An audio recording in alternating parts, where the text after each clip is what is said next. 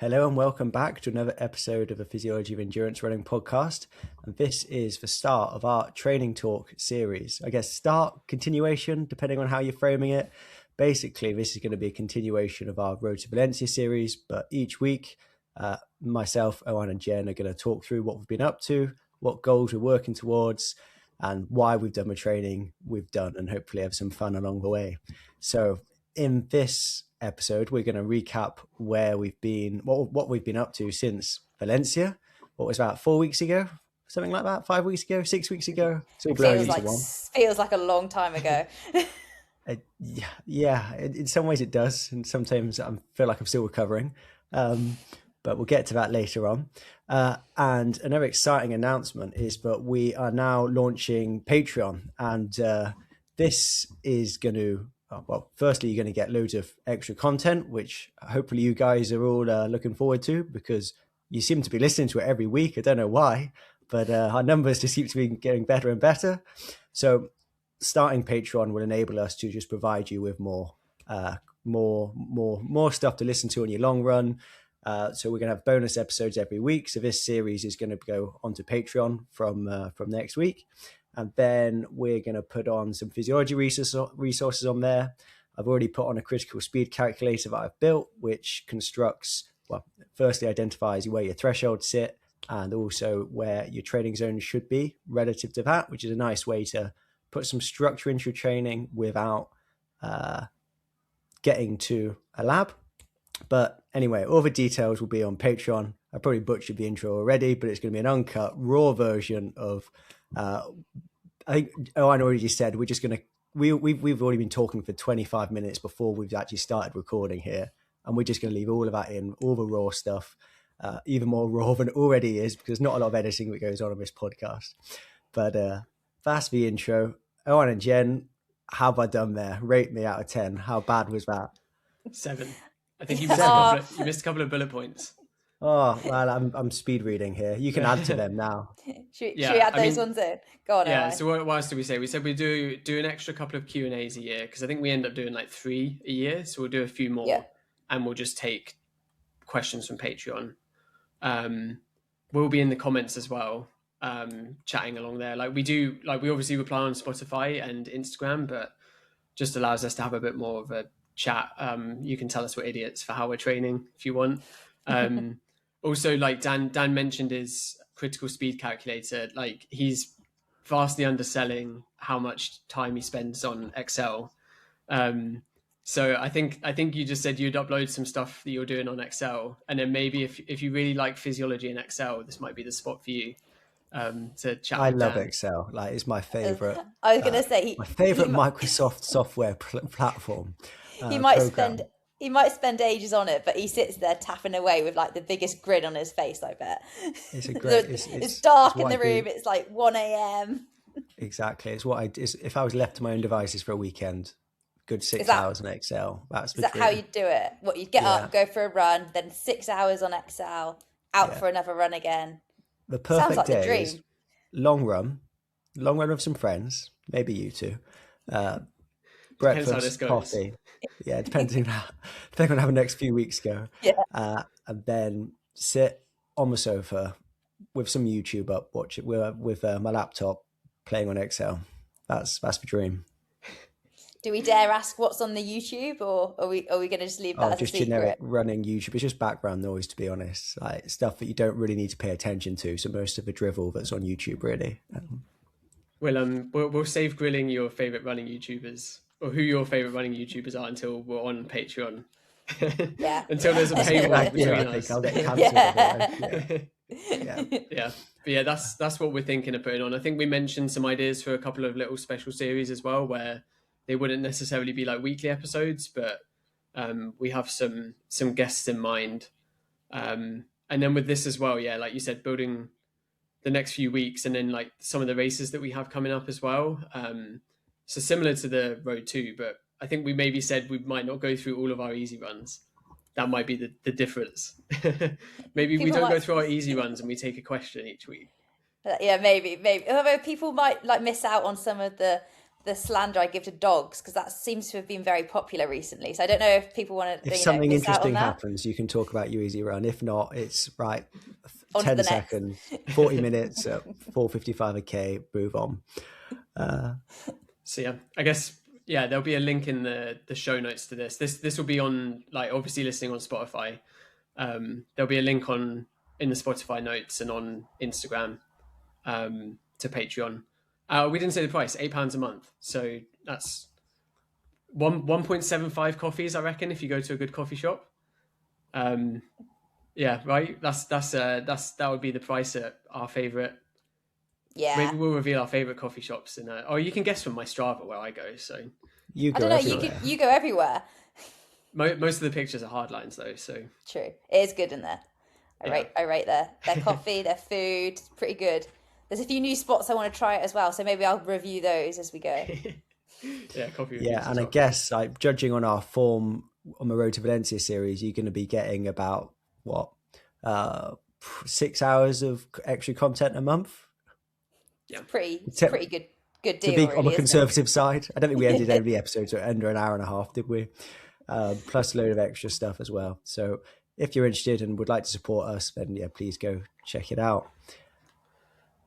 Anything else? I guess we're also still sponsored by Saw for another few months at least. So we've been loving the kit. Like, it's I'm sure we're going to go through this. The weather since Valencia has been terrible, hasn't it? And at least for me, getting dressed at 6 a.m. to go out into the rain, that's what you need. I think is some nice Saw gear to put on. I got some feedback that I should have said the merino layer was my favorite piece of Saw kit from last year in our Q&A. It's got a lot of wear this week in the cold weather. It's a pretty good one. I think I've had to wash it about 4 times this week because I want to wear it every day. Thing with merino, you don't have to wash it all the time. I know, but Have you not been watching the Tim Saw instruction videos? You shouldn't wash your kit every time. It doesn't necessarily need a wash unless it's soiled. Let it air dry. It'll be good to go. Dave hates me because once I wear anything for running or exercise, I stick it in the wash straight away. Whether that's been just for like a 30-minute run to the gym, like anything, I just stick it in the wash and get a fresh pair of like whatever out. And he hates me for it. So maybe I used to be like that. I used to be like that. Well, now I'm old and smelly. Is that why you stood in the shower washing after your run? Well, with your shoes on still. When we used to go away, or when we do go away camping in the summer, I'm not taking enough kit for like 2 weeks of running with me. So it's just getting hand washed in the shower every day and hanging out to dry. And it's fine. It works all right. I mean, we all smell because we're camping anyway, but it's fine. Yeah. It's like when I used to go to Font, like they don't have like washers in the apartment. So I used to hand wash in the sink and then dry outside. If it could have been in Kenya, it could have been like, do you know what I mean? Like third world. Yeah, that's actually going to be a bonus series, is sending Jen to Kenya. Could you imagine? Yeah, I'll be the first to admit that it would just not suit me. I'm too much of a princess. I am not built for Kenya. That's so polite. It would not suit me. That wasn't what you said when we mentioned it on a run a few weeks ago. I would love to go to Kenya. It's definitely on my bucket list. I think maybe Kenya 10 years ago before it became a travel destination. But yeah, I'd still like to go. I think the Kenya trip got raised in the Irish bar after Valencia, didn't it? Because me and Dave were trying to find you two, and Dave bumped into someone he knew that set up a hotel in Kenya. And I think in the Irish bar, it then came up. He was like, "Oh yeah, let's go to Kenya." And Jen was like, "Absolutely not, Absolutely no not. way."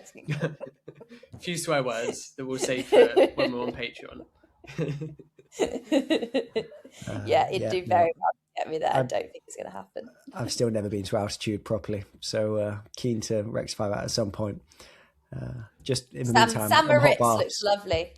Oh yeah, Sam Ritz, yeah, and I take out another mortgage as well to pay for it. If you want to eat whilst you're there, you'll need 2 mortgages. Right. So, who are we kicking off with? What have we been up to since Valencia? What's Dan, coming do you up want for to people? start? I feel like you've got the most exciting. Yeah.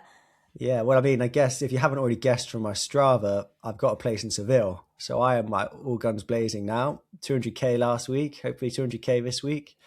So at the time of recording, well, come Sunday when this podcast will air, I'll have 5 weeks to go. Yeah, 5 weeks to go. So this is, I think, risky because it definitely feels like a tight turnaround.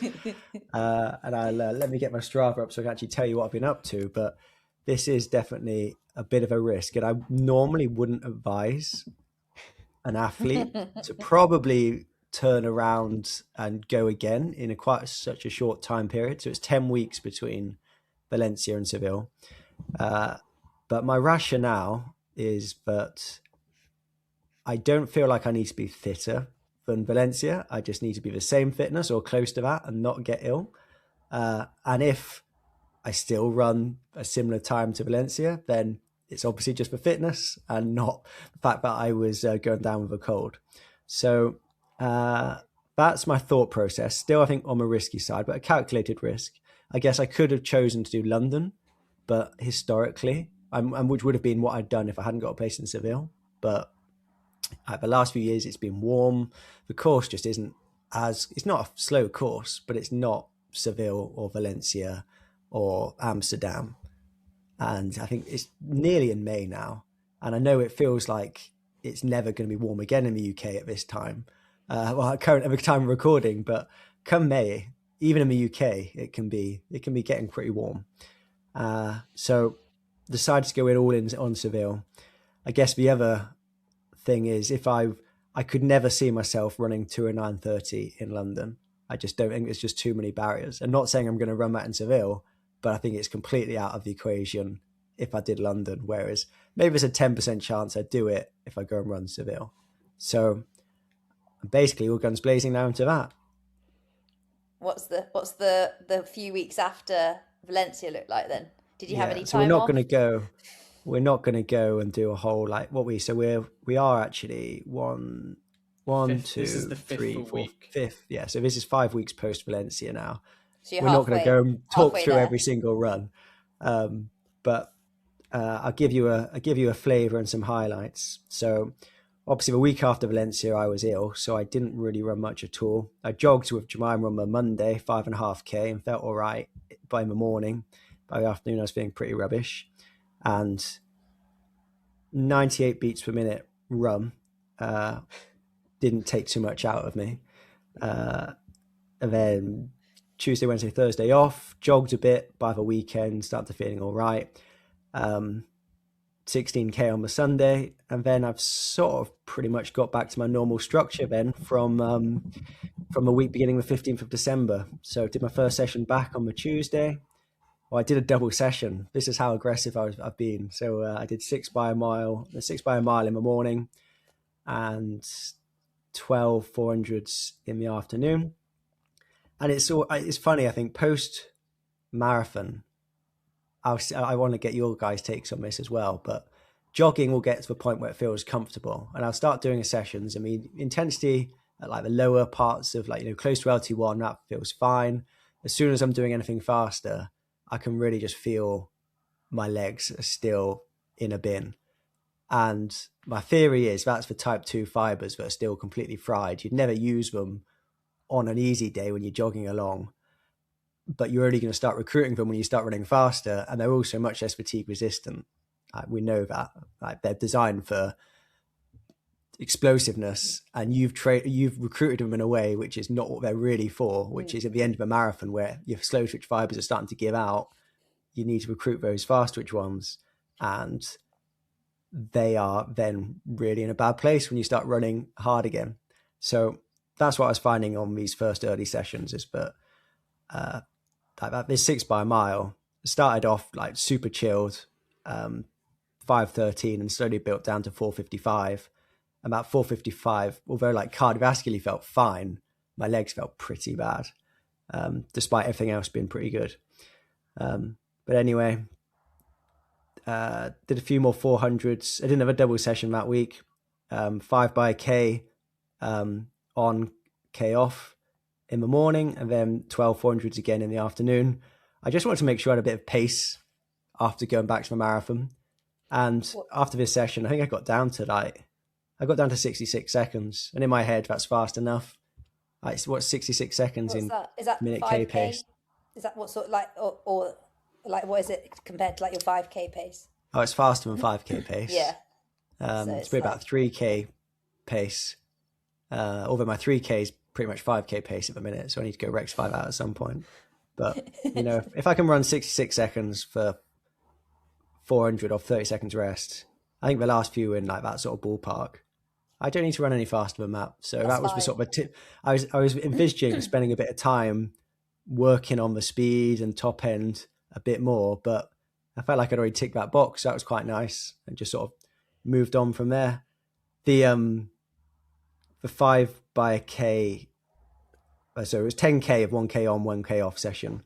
This was, I don't know if any of you have had this, but I always have one session post marathon where you forget that actually you're not quite as fit as you were, because my plan had been to do 15K here, and I just got out too hard and was like absolutely blowing. So I went 304, 320, 305, 322, 304, 321, 304, 319, 305, 319, which, you know, looks quite consistent, but my heart rate is just climbing every single rep. And by the end, I'm battling just to get to 10K when the goal had been 15K of work. So there's definitely a misalignment between what I thought I could do and what I could do. But still a solid session, like 2 weeks post marathon. So that was 146K. And then Christmas week, I still managed to get in some quite good mileage, which was nice, but I was trying to not put too much pressure as well, because I know I've got Seville coming up, but it's nice, like first Christmas where he actually knows what's going on. He's super, super excited. I knew we were doing loads of traveling, so we were down to Cornwall for Christmas, and Cornwall basically means loads of elevation, and my parents live on Bodmin Moor, so it's just trail everywhere. So I go from 99% tarmac up and down the canal with 0 feet of elevation to running on the bog and loads of climbing. And my elevation for the week, despite only being at 5 days in Cornwall, went from, I normally average about 400 meters, 500 meters of elevation in a week, which is like nothing. That's pretty awful, isn't it, Owain? You're the king of elevation game. Owain would is upset about that. Yeah. Yes, it's not great. It's not meeting 100 meters an hour. An hour. Is it? No, I should be on at least 1200. Well, in my 5 days in Cornwall and a couple of sessions where I was literally running up and down a valley which is pretty much as flat as it gets, for some quality stuff, I hit 2000 meters of elevation.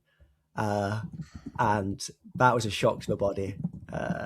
My quads were all right, but it was starting to cause my Achilles some grief. And I think it was a combination of going to trail shoes as well as the elevation. But managed to get through Christmas week. Had a really nice time. Really nice to see my family down in Cornwall. Ran 172K. Anything else exciting happen?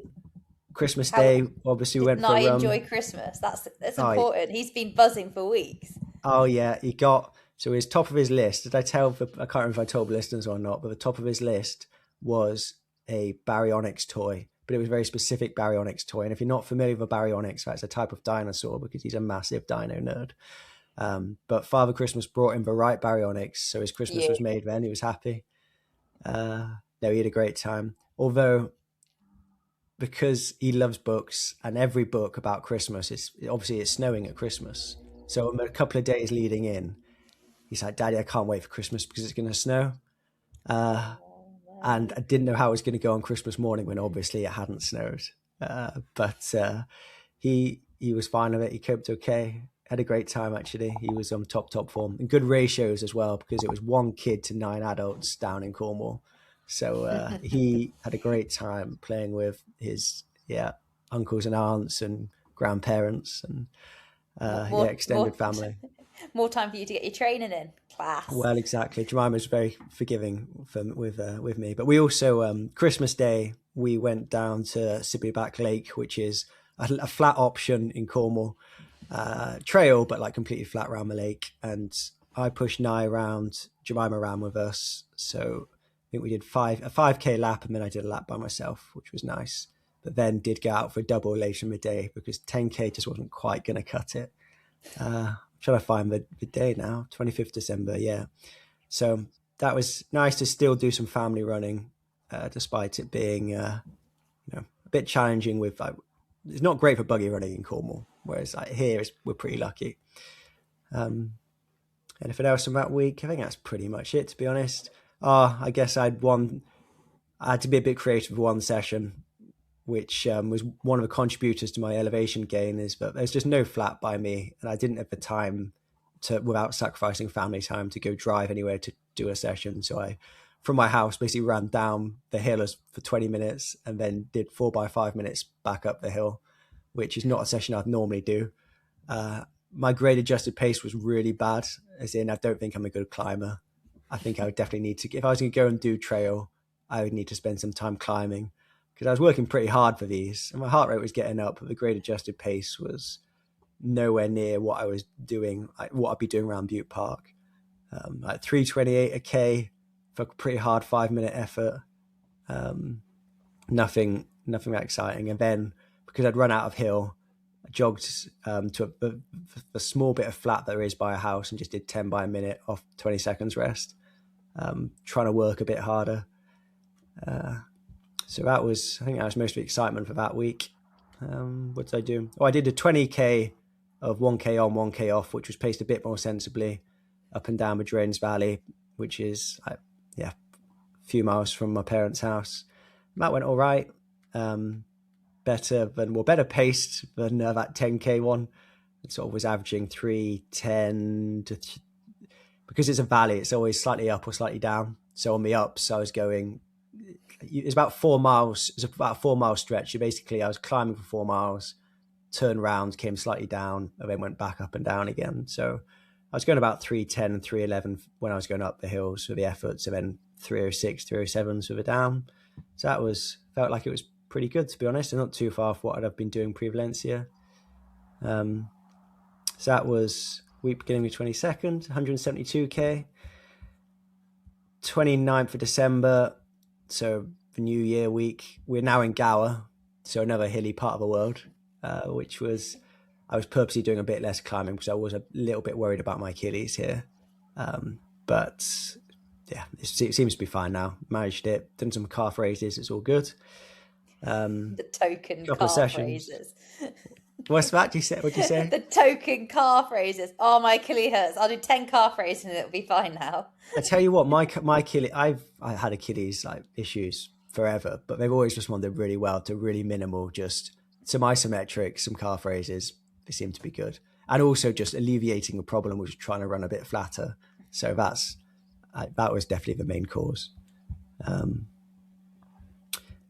So 30th of December. Oh, this was before we went to Gower, so this is at home. Had a good session. 5x3K in the morning.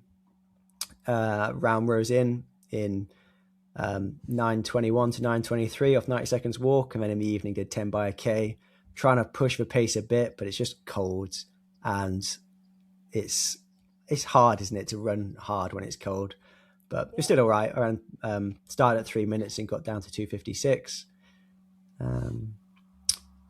And then these are all similar stuff to what I was doing pre-Valencia, really. And then the next session of that week was... Am I getting my weeks mixed up? I'm getting my weeks mixed up here, I think. Am I? No, wait a minute. No, that's right. December 30th was right for your session. Yeah. And then 2nd of Jan, we had a very non-exciting New Year. We were in Gower at Jemima's parents'. There's now 2 other kids there, so now his cousins, pretty similar age to him or a bit younger. So he loved seeing his cousins. That was nice. But everyone's a bit tired, a bit knackered, so we were in bed before midnight. I think I had 1 cider, which was like 8%, and that was enough for me for the evening. It was I'm such a lightweight these days. I always have been a lightweight, but even more so these days. But the 30th of December, drove out to Swansea to run along the seafront there and did 40K in 3:22s, which I was super happy with this because I really wasn't feeling up for it.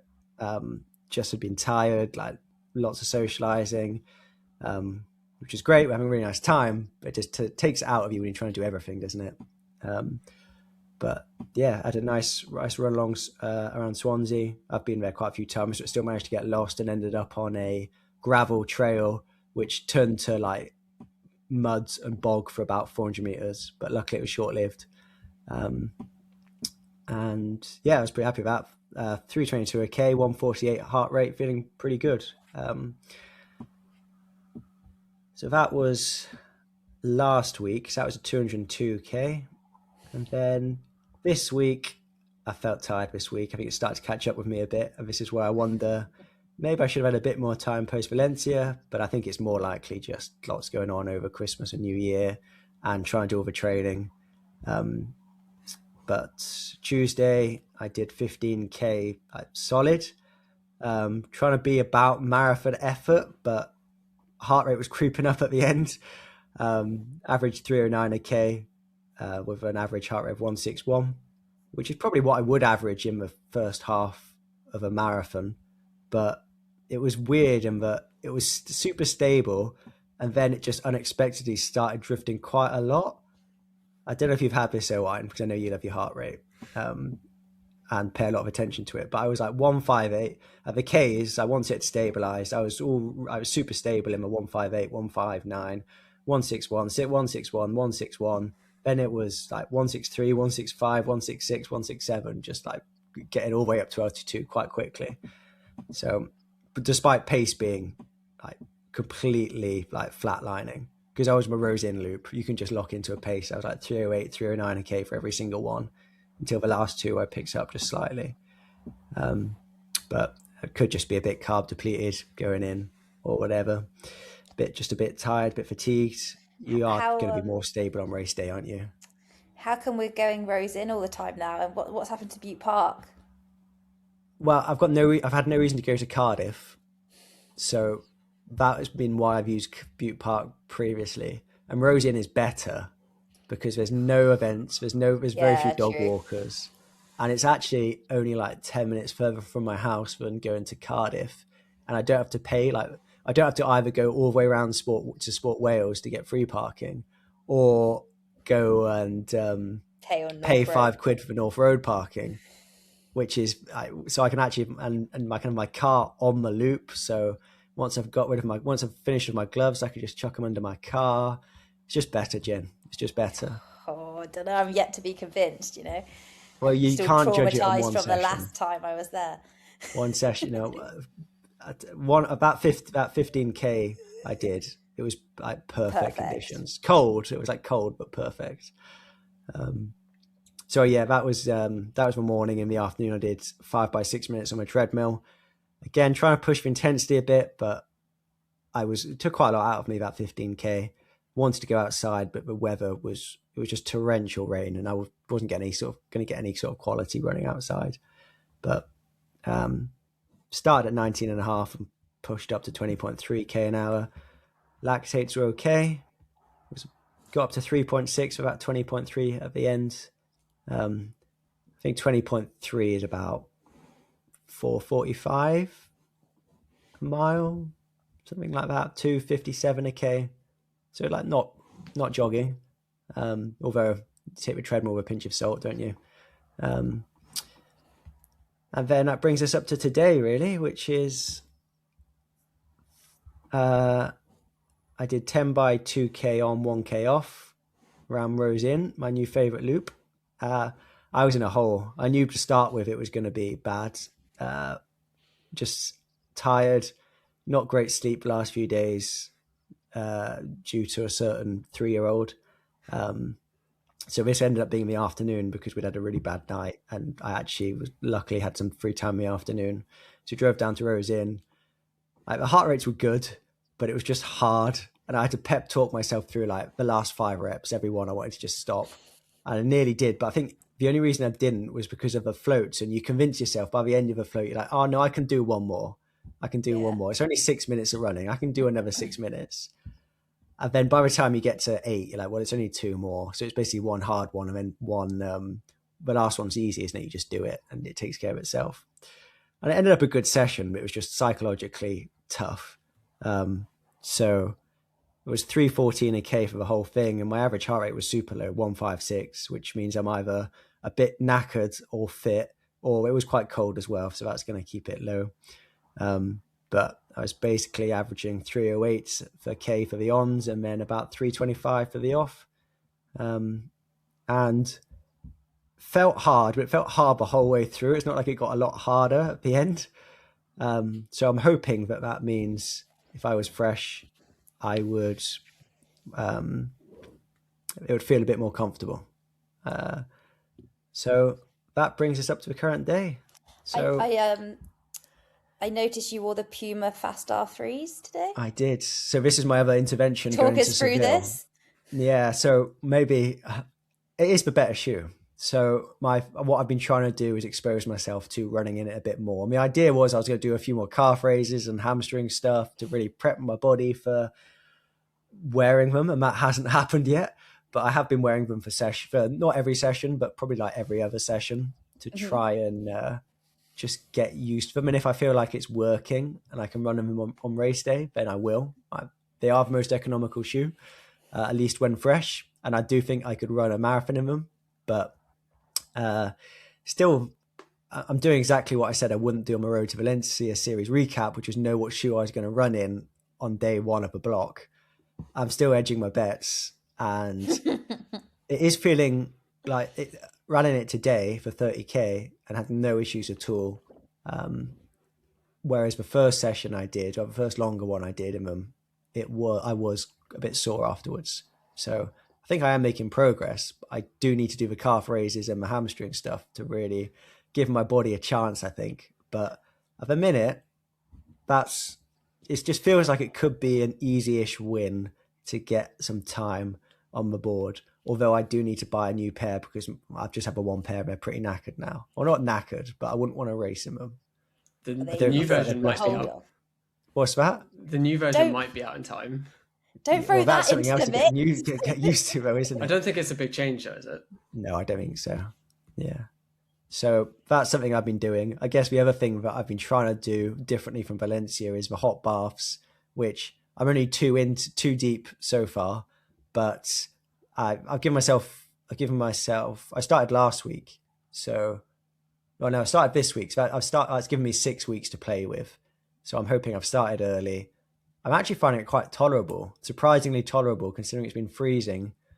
And I haven't done any heat exposure for a long time. To the point where I was doubting my thermometer, but I double checked it with another one and it seems to be fine. Although the first time I did it, I was like, this is just like being in a bath. But I'd been out running just before I got in. I got freezing cold. I was basically like I'd done like the pre-cooling before they do in those hot marathons. In that my core body temperature was probably down at 35 degrees. And for the first 10 minutes, I felt like it was doing absolutely nothing at all. It's like, this can't be the right temperature. This can't be the right temperature. But I think it was. I was just so cold going into the bath. So I'm going to try my best to keep on top of that because I can't go to altitude. That's just not going to happen. The altitude tents, that is an option, but A, they're super expensive, and B, from what I see, you need to be in there for like 12 hours a day, which is not practical. Also, they are the most uncomfortable experience to sleep in. They are like, whether you have one over your pillow, one over the bed, like it's hell in there, like survival of the fittest. Yeah, and considering we have a Nye join us in bed most nights, I don't think it's going to be very feasible. Any sleep I do get is precious. Yeah. So I think the hot baths is my option if I want after those hematological adaptations. We'll see how it goes. I'm already behind, but I've only done 2 this week, so I need to at least go Saturday, Sunday. But I feel like if again, we talked about this on the podcast where we did with Elliot, didn't we, Owain? But we don't actually know what's the minimum dose. We did 5 baths a week in that study, but 4 is probably enough to do something, especially if you've given yourself an extra week. I'm hoping. And if I can get 5 in other times as well. I've been running a bit on my treadmill, which is a bit of heat exposure for sessions, but we will see. I guess that's the 2 things I'm really trying to change is the shoe choice and the heat stuff. everything else is going to be pretty similar. And you'll need to have paella and limoncello before. That's it. That was the thing that was missing. Well, I actually got some very cute like little bottles of limoncello from Jemima for Christmas. So that is going to be my secret weapon. I'll take it out with me to Seville. So from my Airbnb, I can just have a shot by myself with my home cooked paella the night before. Love to see it. So yeah, that's what I've been up to. Quite excited. Also trying to not put too much pressure on myself, and just go through the motions, and just what will be will be. If I can run a great time, great. Even if I go and run just another solid marathon, I'd be reasonably happy with that. Obviously, you know, there's always gonna be. You always want to run faster. You always want to run faster, but if I could come away with a PB, I'd be ecstatic, regardless of what time that is. I'd say. That's currently where I'm framing it. That might change by the time I get to a week out. But I guess stay tuned for the 210k weeks that are definitely coming. Yeah, I was gonna say. Well, I'm struggling with the 200k a week at the minute, so that was one of the motivations to get through my session today. It was like if I stop at halfway now, I'm going to be 15k down on getting to 200k, and I know it'd be stupid, but then I would be quite motivated to still get to 200k. And how am I going to do about that? I like my 10k jog on the Saturday, so that would either have to ramp up, or I'm going to end up doing a 45k run on Sunday, which I don't really fancy that either. So I might as well just get through this session. I wouldn't put the 45k run past you, to be fair. Yeah, I would like to experiment with some over distance stuff, but not now, not into Seville. Maybe that's some fun to have in the summer. Exactly, yeah, exactly. So yeah, that's me. Who's going next? Shall I go, or Jen, do you want to go? No, you can go for it. Cool. Yeah, so I guess, well, I didn't quite get ill like Dan did, but you did suffer a little bit with man flu, let's be honest. The week after, I guess, but the few days after Valencia, I just didn't run, but I was feeling fine. So I think I ran on Saturday of that week, and then I think we talked about it in the post race, didn't we? But then I went and did the pudding race on the Sunday, which was dumb. Yeah, so that was the first week back. Don't do a hilly, even if you plod it, don't do a hilly race. What was the first mile like? Explain it. It's straight up the Big Dipper sand dune at Merthyr Mawr, which is like, if you've ever seen a photo of Steve Yvette on sand dunes, that's where he trained. I think it's like the biggest sand dune in Europe. Yeah. That's the rumor, isn't it? That's the myth. Yeah. I've never seen this validated anywhere, but it's a long old dune, isn't it? It takes some time. I guess in my head, like what I would have done that weekend is just like, I think I did 30 minutes on the Saturday, maybe like 28 or something. And then it would have been then 30 on the Sunday as well. Obviously didn't do that. Spent an hour instead messing about on trails. But then I just find like I just go like a couple of days at a time, like 30, 40, 50 hour. And then once you do 2 or 3 of the hour easies, then I'm good. That sort of worked the last few races.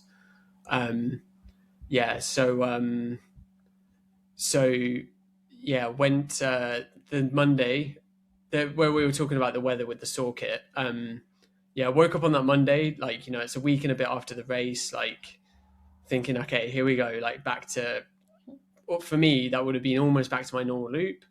Like, okay, like ready for this, wake up and it's just absolutely hammering it down. And it was like so like heavy rain. And it's like 6:30 in the morning, it's pitch black. And I was like, I was so in two minds. Like, do I go out just because I just want to go out and run on my normal loop? And then I crumbled, went on the treadmill, just decided I'm going to have to jump on a bike after this to get to work. So I'll go on the treadmill. So that was, and then, there was a couple of 40-minute runs, couple of 50-minute runs, and then sort of finished the week with a few hour easies. Actually feeling really good by the time I got to the hour easies. And then that weekend, so this is the weekend before Christmas, I did 90 minutes with Dave and Jen, we all agreed it felt horrible. Or not horrible, but just see your heart rate just going up and up and up. I think that a few times we said on this run, we're like 3 weeks ago, this would have been so easy to do 90 minutes like jogging, and we all felt so like just average. But yeah, so Dave walked it in. He walked the last like mile and a half home. He was like, I can't take this any longer. Yeah, it wasn't good. I think I got close-ish to home and then walked. And then what were we on? Week of the 22nd, so Christmas week. Or is it Monday, Tuesday, normal mornings? Yeah, just nice hour easy, which was feeling good. And then Christmas. Oh, and then I doubled on Christmas Eve. No, Christmas Eve. Yeah, which is quite nice. Christmas Eve. How old are you? You can't call it Christmas Eve.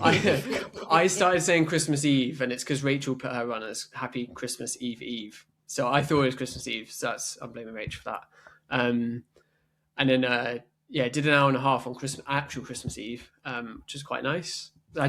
My thinking with that was like I really wasn't ready to do a session, but I thought if I just increased the volume, like on a day where I'd normally do the session, I'll sort of be okay. And then Christmas Day, we went to Cardiff Park Run, which it was nice seeing people. It was absolute carnage. I want to say there was like 1,100 people there. Jesus. And people no idea where to stand. So we started, and when me and Rachel do parkrun together, we do we have to get as close to 25 minutes as possible is like the challenge. Because then because you see someone at parkrun, and like even if you're there doing it chatty, and then like they're going probably too fast, and then you go with them, and then it goes from like, okay, you started out at like 450 a k, and then you're down at 430 a k faster. At the end, it just becomes a progression run. So we just do closest to 25 minutes. And yeah, we started and we walked twice in like the first 100 meters because it was just so busy. And I was like looking at my heart rate, and I was like, my heart rate is lower when I'm jogging like on my own at like 440 a k than it is at 6 minutes a k, just because it was so busy. And there's just like there's people like walking and just stopping dead in the middle of 1,000 people running, and then there's other people flying past because they're like late or they're way too far back, and I was just like, what are we doing here? Like this is as mental as like the start of Valencia. But yeah, I mean, it's nice. I do quite like the Christmas Day park run. We wanted to get to one, but it was just there was not one close enough to us, and we'd have to drag Nye with us, and we're all like really hilly round by us. That's why we ended up going around the lake. I forgot to say, me and Jemima did do New Year's Day park run, which was quite nice. It was nice in Swansea.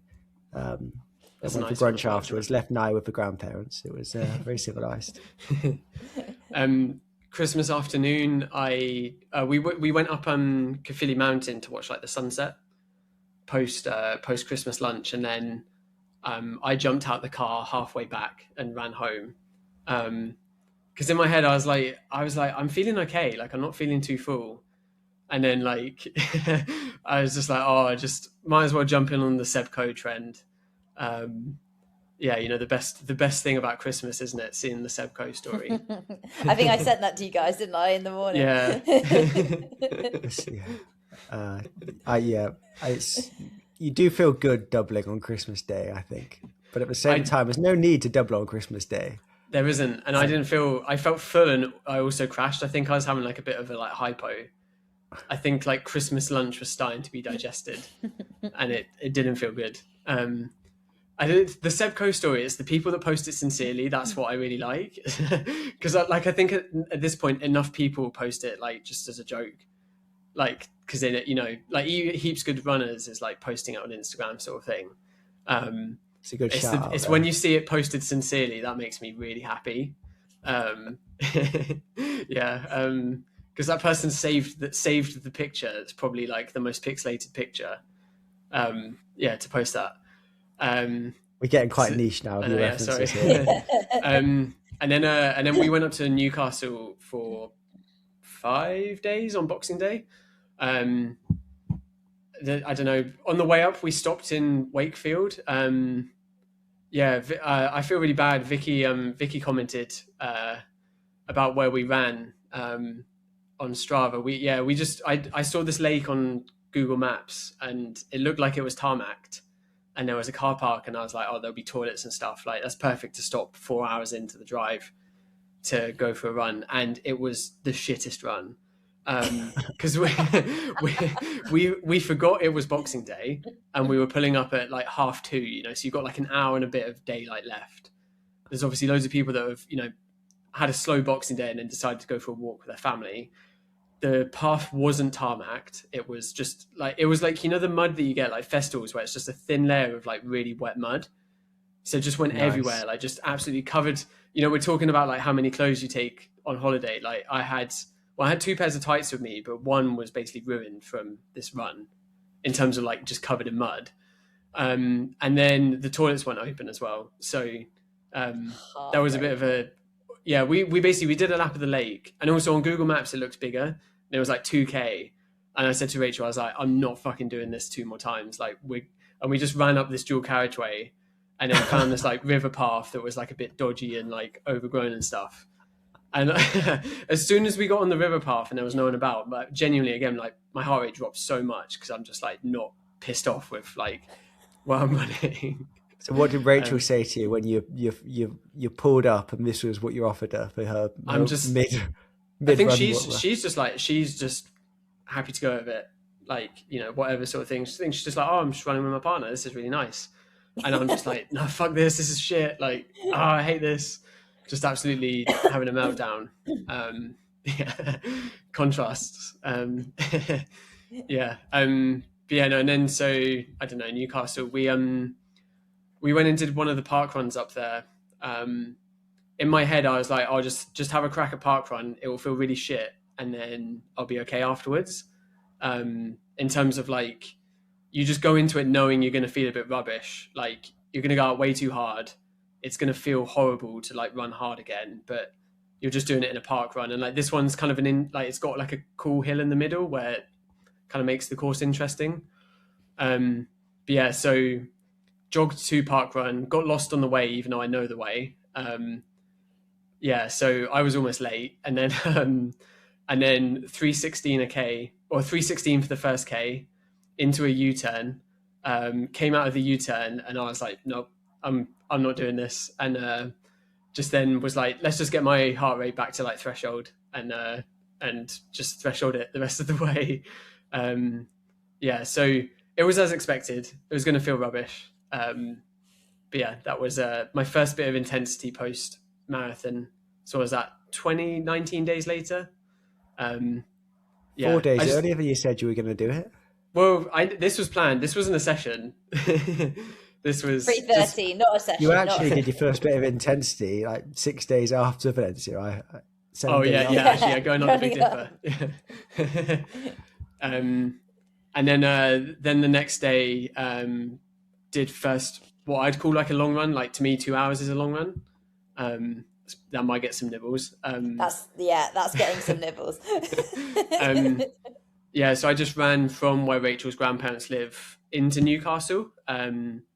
There's really good running, at least this side of Newcastle. This is to the west. It's basically cycle pass most of the way. But I forgot my gels. I realized on the morning, I was like, oh no, this isn't going to be good. And I did find there was like a bike cafe when I turned around, and I was like, should I go in and see if they have gels? But I just decided to risk it. And actually, I felt a bit empty at the end, but I was expecting a lot worse. And you have to go up a hill for like the last 3K to get back. And I was like, I might just end up not even walking. I might just go to a petrol station and just buy some sweets and walk back. For the first long run back as well, for getting your gels isn't ideal. You're definitely someone though who is sensitive to carbohydrate intake, aren't you? I think so. Yeah. I think it makes a difference. And like, I wasn't trying to do a session on the Tuesday or anything, but like I was sort of aware the next day. Like it's a weird one where you're obviously, most people are eating a bit more at this time. Like for me, I'm not in my normal like work structure where I'm not like running and then cycling to work and working, and that sort of like you're just sat around and like able to eat, able and willing to eat. So I guess maybe that helps a bit as well. And yeah, like not doing a session a couple of days after probably helped as well, but it was fine. I wouldn't want to keep doing it. And like, if I was in a marathon block, like I think it wouldn't be the smartest thing for me, especially, but got away with it. Yeah. I couldn't realizing on Sunday morning as well, like if I'd realized like early enough on Saturday, I maybe could have like ran to the supermarket or something and got some like crap, like, basic gels. But yeah. SAS Go. That's their standard their stock, isn't it? SAS Go. Just Um, sugar and water. I think I've seen like one of the sweet brands is now doing gels, like even more rogue. I can't remember what brand it is, but it might be like Roundtrees or something is doing gels. No. That'd be I like a think dream so. for you, wouldn't it? Aren't they the wine gum makers? Oh, they might be. I don't think it's a wine gum gel. If there was a wine gum gel, Imagine. that would be good. Maybe I should melt some wine gums and then combine them with more fructose and malto. But yeah. Everyone makes gels these days, though, don't they? I make my drink mix still. So yeah, next thing is gels. I then had a couple more days in Newcastle. When I was saying about good running, like there's near where Rachel's grandparents live, there's this like old railway line that's now a bike path. And I looked when I was up there, like you can go, if you're happy with a couple of slightly tight corners and one road crossing, you have an 11-kilometer stretch of like tarmacked, really wide path. Like with, I think it like Garmin says it's like 30-ish meters of elevation across it. I was like, imagine having that as like, you can do 22K out and back for your marathon sessions. That would be like really good. Yeah. Not quite as good as my 3.1K loops of Rose Inn, but it'd be good. Or my 1.6K loops of Butte Park. Yeah.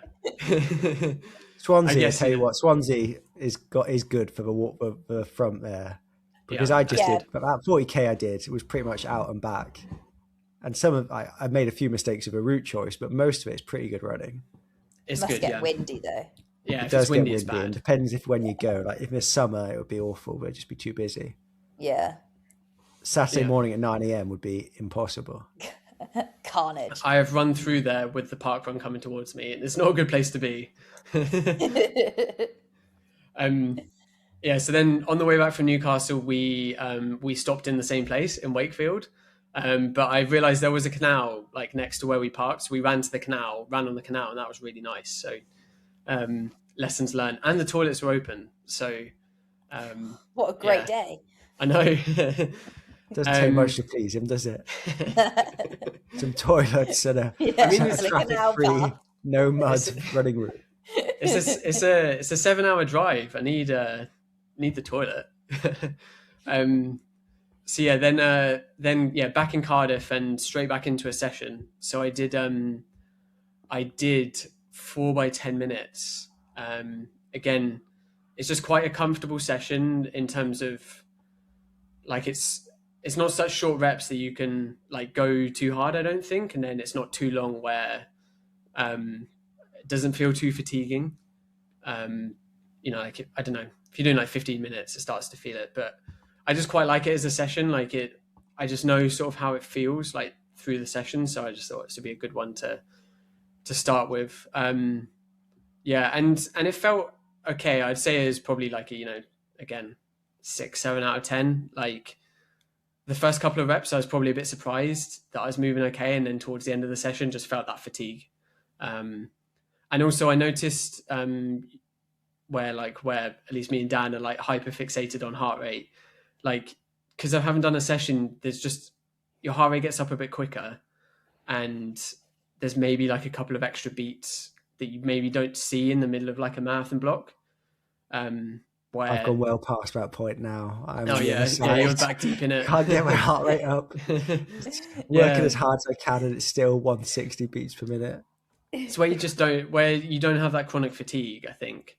You probably also I don't know, just, yeah, I don't know if there's maybe slightly more like central nervous system stimulation, or, just because you're not sort of right on the limit, I guess. But yeah, you just I don't know, I just noticed heart rate goes up quicker, and you have a couple of extra beats sort of at the top end if you're trying to stay around threshold.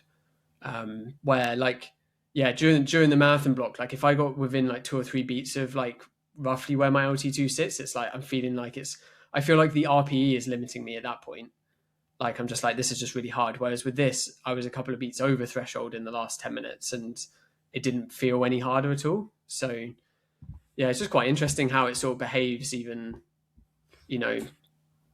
at different points of a training block, and with different like interactions of what you're doing around the session changes your RPE obviously, and changes sort of your physiological responses as well. It'd be interesting to see, like, if taking lactates, like whether you see higher lactates at this sort of point versus 3 weeks out from a marathon.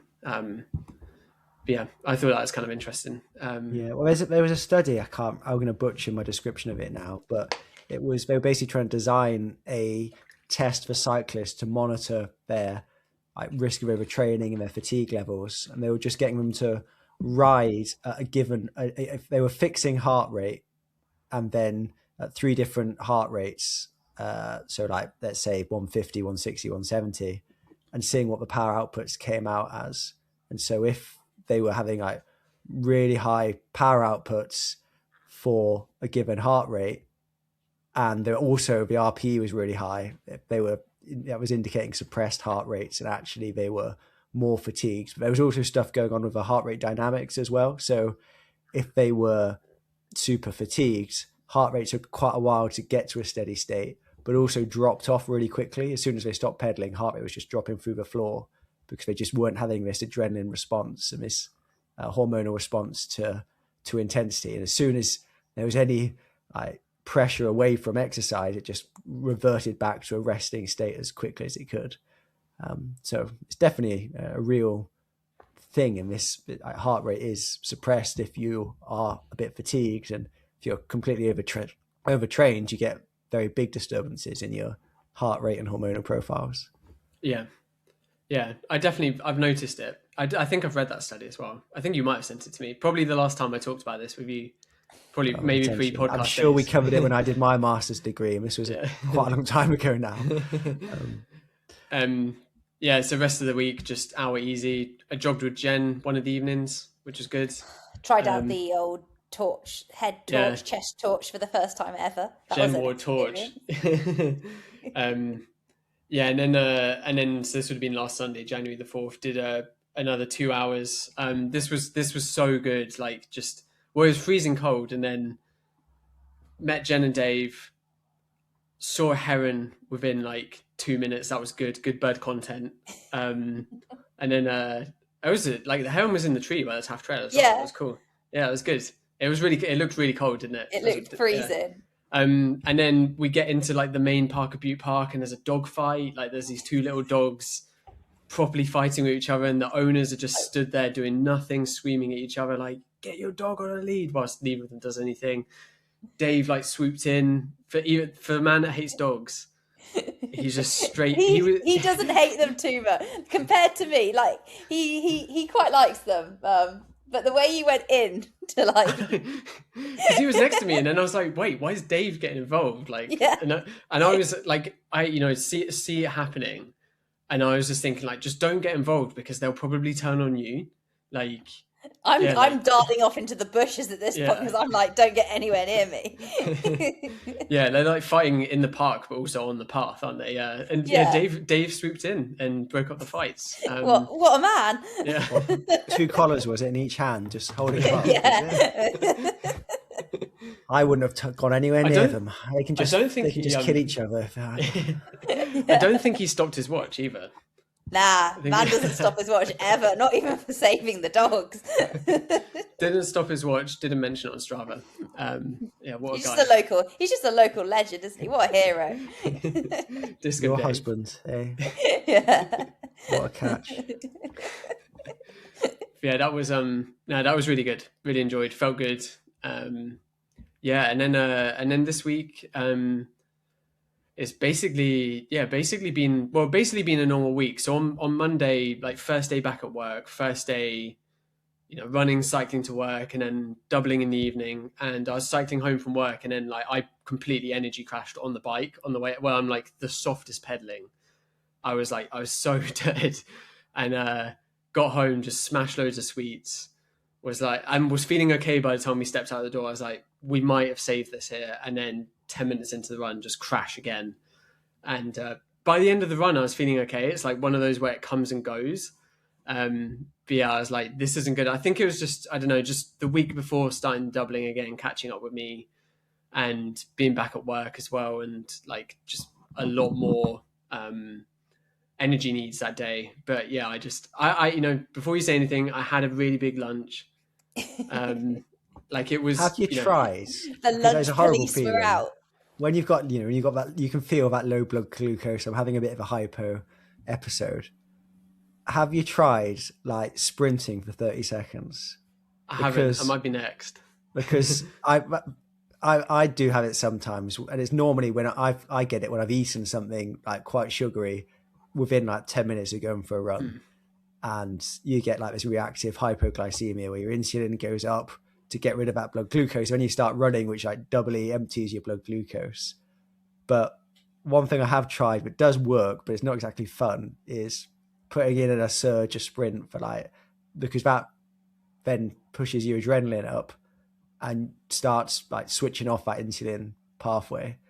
And it should like help get some of that glucose out of your liver as well to help stabilize glucose, because it's not like you're at the end of a marathon, like you've got no blood glucose there's no glucose in the system. It's there's just a mismatch, isn't there, between the demands and the insulin signaling. Yeah, I'll try that next time. Hopefully it doesn't happen. And like it used to be a really big problem for me for the doubles, and it's mostly gone away, I think, by having a big lunch like 4.5, 5 hours before I double, and then also like making sure I do not eat anything like within at least an hour and a half of the double. So like where Rachel will have some sweets before we go out, like I'm not touching them at all, just because I think that does cause it for me as well, like eating something sugary. So yeah, that wasn't great. And then Tuesday morning, back to normal Tuesday threshold session, and I basically crashed again on the warm up. So yeah, I finished the evening double, and again just ate more sweets, had like a glass of orange juice, had a big dinner. I think I had more sweets after dinner as well. I was just like, I just need as much sugary stuff as I can get. And then warming up, I was like, oh no, this is really not good. But yeah, and then I was going to have carbs on the treadmill anyway, so just started drinking them as soon as I got back. And then I did 10 by 4 minutes on the treadmill. This felt really rubbish. I guess like this is like technically second session back, and yeah, again I got to like 4, and I was like, I'd be happy to finish at 5. Where normally with like the treadmill sessions, my heart rate just for each rep it probably goes up like 1 or 2 beats, like average for the rep. It just immediately was at LT2 for the first rep, and I had to back off the treadmill a bit sort of after 4 reps because I was like, I'm just going to go through LT2. So yeah, pretty frustrating. Didn't feel great, but I don't know. We'll get there. There'll be a few more like this. And then after that, it's just been a fairly normal rest of the week. So we're recording this on the Friday. Like on the Saturday, as long as it doesn't get cancelled, I'm doing Met League Cross.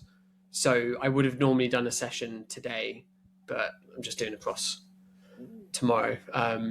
So yeah, that'll be my other intensity. So your third session back is going to be a cross-country race.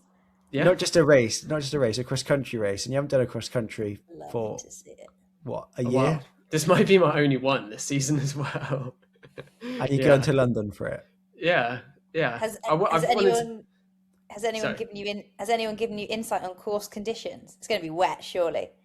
There's a like, we're going to assess the course at 6 a.m. and see if it's happening sort of thing. So we'll see. Hopefully before you leave at 7 a.m. then. I know, yeah. I'll get a message and a call, so it'll be fine. I can turn around. But yeah, no, I'm looking forward to it. It should be good. So have you Yeah. scraped the mud off your cross-country spikes? So it turns out I threw out my previous pair of cross-country spikes when we did a garage tidy up before Christmas. So I just have a box fresh pair. I say box fresh, they're about 2 years old, pair of Adizeros, the Adidas like super spike. That's all I have. So Track they're spikes. track super spikes. So they are getting What a way to chucked in debut the- them. Why have you had them? Why have you got them in your cupboard? So it was for, I was meant to do Christmas Classic back in 2024, and we moved to this house the day before, and in my head I was like, oh, it'll be fine, sort of thing. And then I woke up on the day of Christmas. It was not. Oh no, okay. sorry, no. It was no, yeah, we were moving, and I was like, oh, we'll do like half a day of moving, and it'll be fine. And that obviously didn't go to plan. Like I think we started moving stuff at like midday, and like my race was like 3 p.m.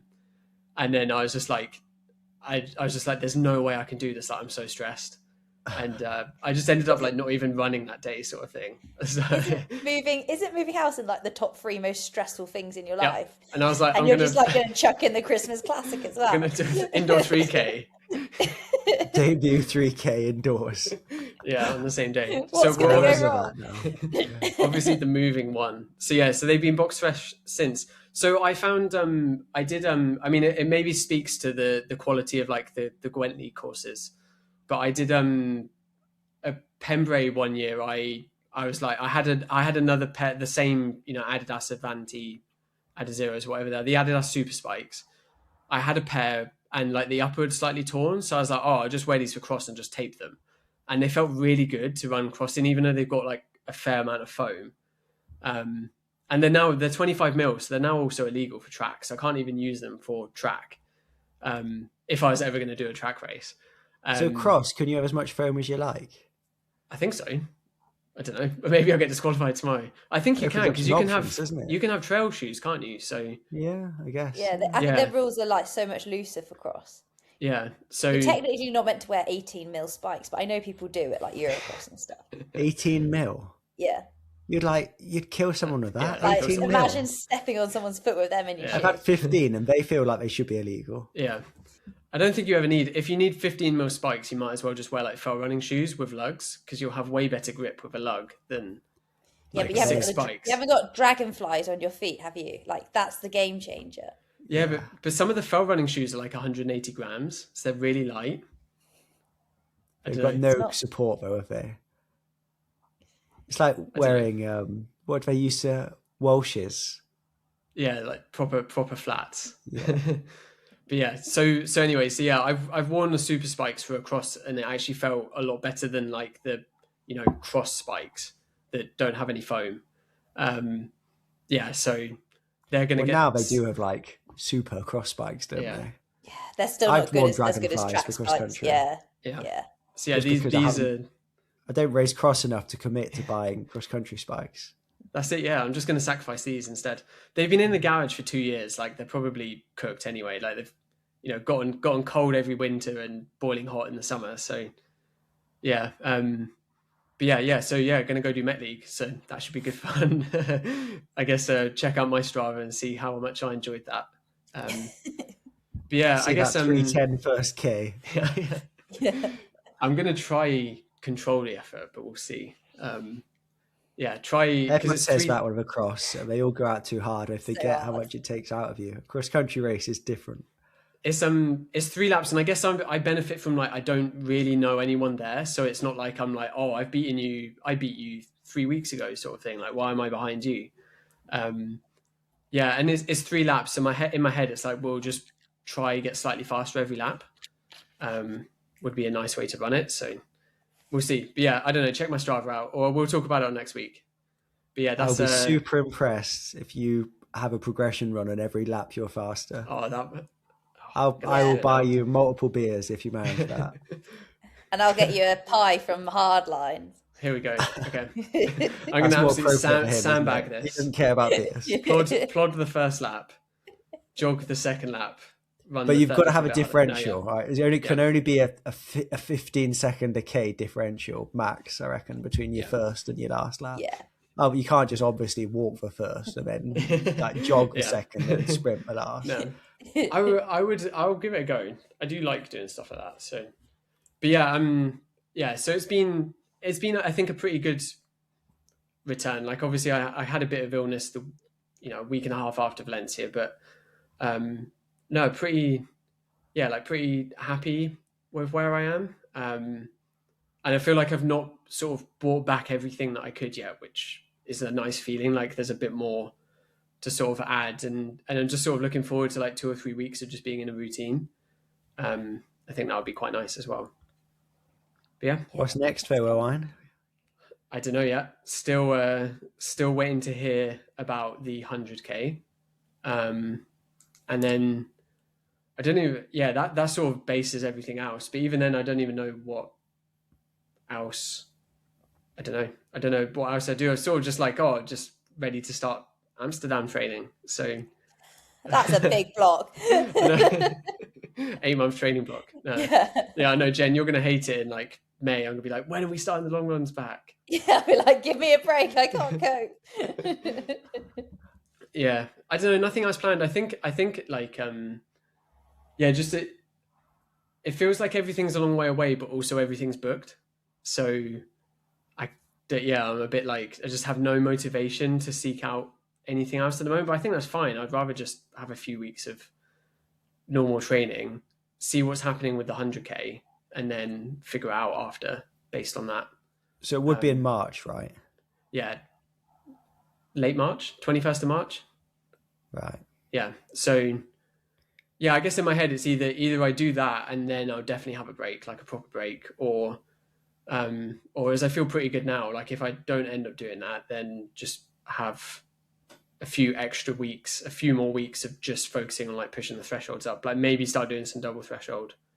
Here we go, double thresholds. Yeah, and also it would mean I'd have a bit more like time to bring in like the strength training and stuff as well. So the thing you've been promising for a few weeks ready, now, kicking the can down the road, ready. Those dumbbells haven't been purchased off Facebook Marketplace yet. Newport Marathon still got entries, I think. Newport Marathon. Yeah, but I don't know. That's just going to be such a come down after Valencia, isn't it? Like, it's a good course there. You get a calm day. It's basically the Rose Inn loop. Just if you're out there on your own, running through the back of the half marathoners, you could podium. I don't know. Easily top 10. I don't know. Are you doing it? Because that's one podium place gone. Well, I may be doing it or not. It depends how the next few months play out. But I'm a maybe down for a nice Sunday long run around Newport.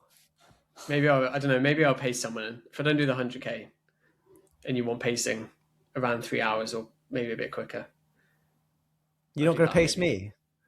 How far would I get you? I thought what you meant then. 3k. 3k. It'd be good for my socials, like. Well, the half of a marathon start at the same time, so you could run with me for the first like 10k and blow up in the. I would still blow up. No, because I'm not going to go and run like. I'm not going to go run sub 220. I doubt. What pace unless I is need that? to. That's like 3:20 a k, isn't it? Yeah. Yeah, that's get you a faster PB. than my half pace. It'll get you a PB, and yeah. Dan will Maybe. pace you to a half marathon PB en route to the marathon. Yeah. If there's entries for the half, maybe. There will be entries for the half. Yeah. I'll have a think. I'll see what happens with the 100k. Have a think. Yeah. Jen.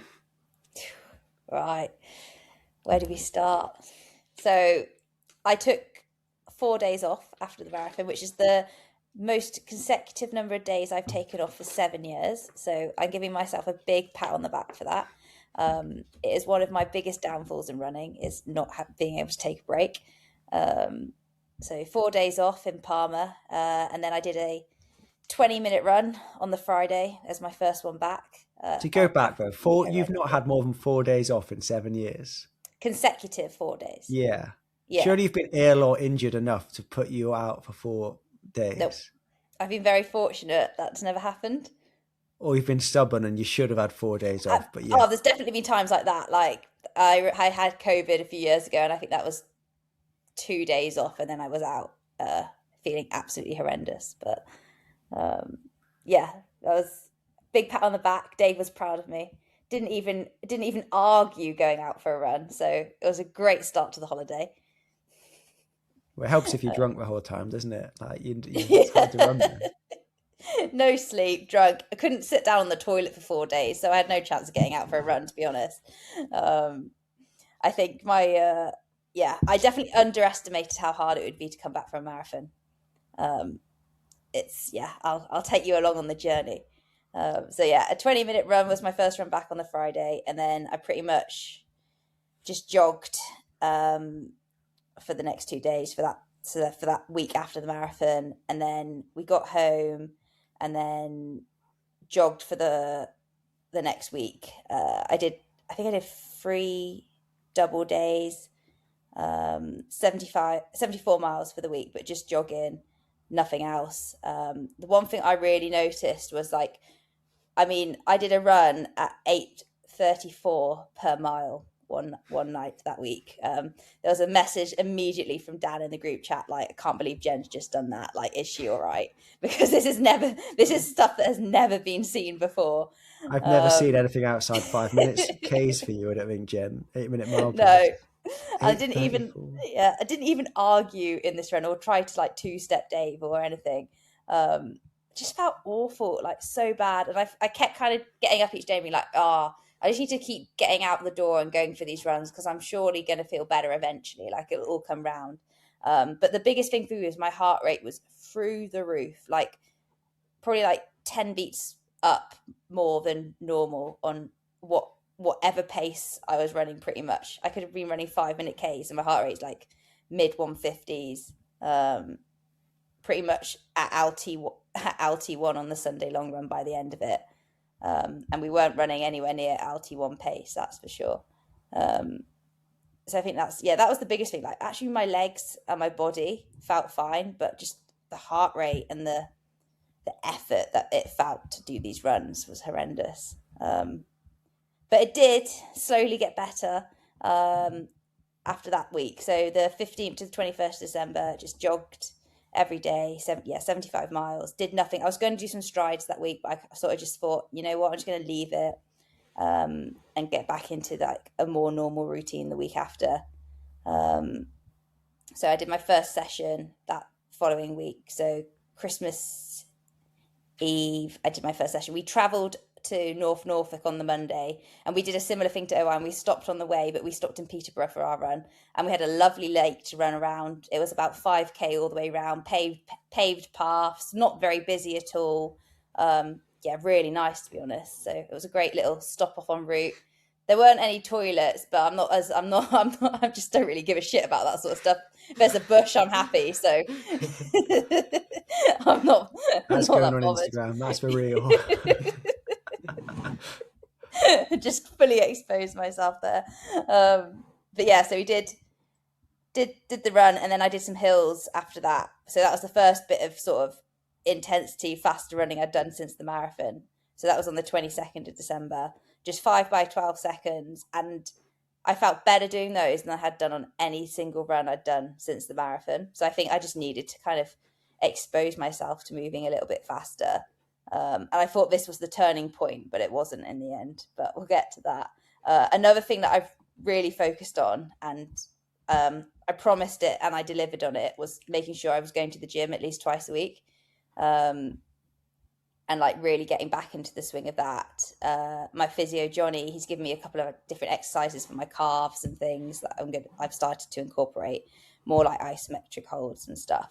But I really slacked on that kind of in the marathon block, and I wanted to make sure I was on top of that kind of going into this year, basically. So I managed to get the gym in probably like on average 2.5 times a week since the marathon.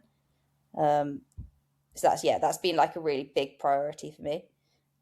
So we did go to the gym on the way to North Norfolk as well on that Monday.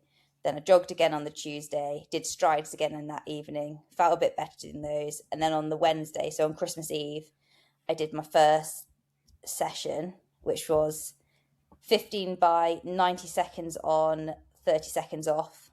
And it was on this awful loop, which was about 3K in distance where we were staying. And it's like right on the North Norfolk coast. And it was like blowing a gale. It was so windy. Strava's got it at like 20 miles an hour, but it honestly felt worse than that. It was awful. So it didn't do much for my confidence, to be honest. But yeah, 15 by 90 on, 30 off. And I was running, probably averaged about marathon pace for the ons, and then probably closer to like 6:45s for the offs. And it felt way better than I thought it was going to feel, but I suffered a lot afterwards because I was just like cooked. You've got a mean coach who first session back gives you 30 seconds rest on your intervals. It's a bit nasty, isn't it? It's a bit nasty. Like, you've got no hope, have you? It's never going to feel good when you've got 30 seconds rest. It's a bit nasty. I think his way of looking at it is by giving Jen only 30 seconds rest, she can't go and hammer the ons. Yeah, but you weren't in a place to hammer the ons anyway. No, were you? definitely not in a place to hammer the ons.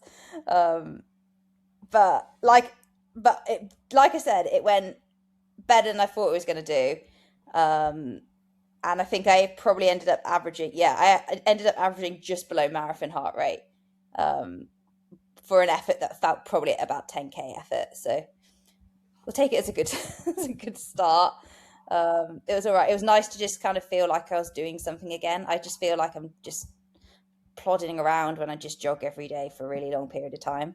I need some sort of stimulation, so it was nice to kind of get back on it. So that was the Christmas Eve. Went out again in the evening for a double. Then Christmas Day, well, talking about just running twice, I had the potential to do a triple day on Christmas Day. So Dave's family had booked for breakfast at 9 a.m. So my thought process was I'll get up and I'll run in the morning and then I'll run again in the afternoon.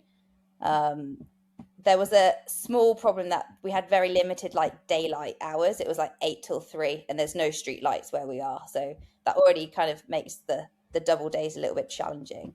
But I got out in the morning, did my easy run, 8:15. And then you were cutting it fine to get to your breakfast at 9 o'clock, weren't you? I know, and I was going to do run. I was going to do an hour. My plan was to go out for an hour in the morning, but then I just couldn't be asked to get out of bed, to be honest. I was like, oh, sod this. It's Christmas Day. Like, I'm just going to give myself an extra 15 minutes in bed. Was finishing up my run as I like crossed paths with them walking to the pub for breakfast. So I was like, well, I can't even get to 45 minutes here. I'm just going to have to stop. I can't look like that arse that's just going to run straight past them and run up and down the road. I'm just going to look like a north. So I stopped the run, had the breakfast, nice stack of pancakes, and then lunch was going to be like early afternoon. So I was like, well, when am I going to get my next run in? And Dave went out to do a session. So I was like, well, sod it. I may as well just go out for my second run now whilst he's running around. It gives me some entertainment if I run in the other direction and just like watch him suffer. So I went out for my second run at 11 a.m. So a nice 2-hour recovery period. Nice 2-hour recovery. Literally that. I really wouldn't recommend this. It's a really stupid thing to do, but I did tease people with the potential for a triple day, but coach wouldn't allow it, which was a bit mean of him, I think. But maybe you like this loop as well, don't you? That loop got an absolute battering. You've done it was like the only place to run. 2, 3. Just counting up your consecutive runs on that loop. Yeah. I'm up to 6, 7 consecutive runs on the same loop. The coast path looks way nicer. The coast path you went on the first day. It was, but did I put a video? I think I might put a video. You put a video up, yeah. It was. I couldn't run. I just couldn't. It was so windy. It was like blowing a gale, and I kind of went through this like really nice wooded bit, and then it was sand and wind, and I was like, I feel shit. It's sandy. It's windy. I'm going back. I can't cope. So I left it and didn't venture back there again. Was just not okay. And then I did decide one day to do like an out and back, but it was pure headwind for the first 2 miles, and I was like, I'm not doing that ever again. So I was just getting more and more frustrated. I just went back to my safe loop. I feel like I would have just gone up and down some of these lanes. Like, but then but you look at the lane and then you look at it and it's just like a hill. Like all I can see in the distance is just elevation, and I don't think the body was quite in the right state for that at that point. I thought Norfolk was flat. Well, so did but I can confirm it's definitely not. It's quite hilly. We need to be careful as well. Like Norfolk is like Alan Partridge territory. One of us could say something. What's that accidental partridge thing? Well, it'll end up like where you say something that sounds like Alan Partridge. It goes viral. Norfolk Owl Sanctuary or whatever it is. I've been Norfolk so many times that I've never even heard of that. I did want to do a park run on Christmas Day, but the closest one at Holcombe Hall wasn't happening, so it wasn't an option. So I didn't get to participate in that, which was a shame. But yeah, that was Christmas Day. Then I just jogged on the Friday. We drove home, stopped off in Stratford at the gym on this trip. So we did get to see loads of different sites all over the UK, which was great. But Christmas for us is like the pilgrimage around like all the different family members. So we went from Cardiff to North Norfolk, then to Cheltenham to see my dad. So we arrived in Cheltenham on the Friday, which was lovely. Like I feel sorry for Dave. He's had to drink since like the Monday, and then we walk him through the door. My dad's like forcing a pint into his hand. The guy's just driven however many hours. The last thing he wants is Dave likes a Guinness. My dad hands him like an Aldi pint, and he's just not infused by that, to be honest. So he sat there. Has to. He doesn't have to. Oh, he doesn't. But Dave's like, he's a nice person, and he doesn't say no.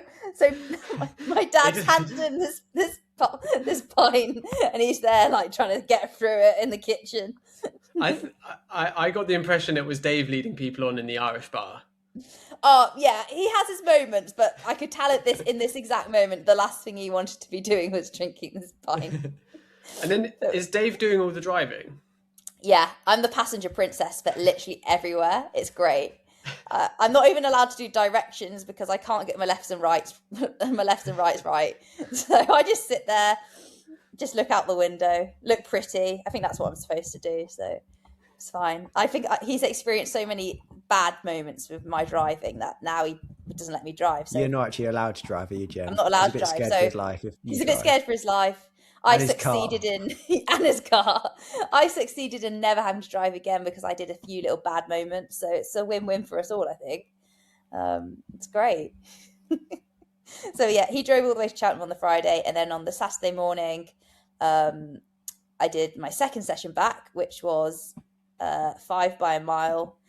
And anyone who knows Cheltenham, it's not the greatest place for running. We've got the Honeybourne line, but that's about it. So we headed to the track for this, which is a track I've been running on or have done races on since I was like 15. I think I broke 5 minutes for the mile on there once, and I broke 16 minutes for the 5K. So it's a track with good memories. But on this day, your first time on the track since British Champs, right? Pretty much, yeah. First time on the track since British Champs. It felt awful, really awful. The goal here was basically 6 by a mile at Alti 1, and I struggled to do that, to be honest. I started the first mile 5:55. That one was all right, and then Dave was like, "Why don't you alternate directions on the track just to like mix it up a bit?" So I went round the other way for the second mile. I could never bring myself to do that. I feel drunk, I think. It was all right. It did mix it up a bit. There was no one else on the track, so I wasn't impinging on anyone else's session or anything. So yeah, went round the other way for the second mile. That was 5:59, then 5:55, 5:58, 5:59. Heart rate started off all right. So I think my LT1's 171 beats a minute, which is probably like Dan's max heart rate. Yeah. The first one was fine. That was just underneath. I think the average came out 169. And then it just it's probably settled around like 174. So kind of a bit like you, Owain. Like the effort felt sort of around LT1, but the beats were just a little bit higher. And I just kind of at that point I was like, I think this is going to be all right. We'll just stick here. But yeah, it's I just felt like a long way off what the shape I was in about 2.5 weeks beforehand, which was just a bit soul destroying. I did write on my Strava, shape, please come back soon. But we got it done, and then Dave threw in a little nasty treat at the end. So he took me to the hill. He was on coach duties. It's very rare that Dave's there just on the stopwatch when I do a session. Like, he's usually doing his session at the same time, but on this day he was there just on the stopwatch. So I finished the last mile. He was stood like at the exit of the track. He's like, follow me. I was like, what's happening? And then he took me like out the track, and then to the left there's like this little hill.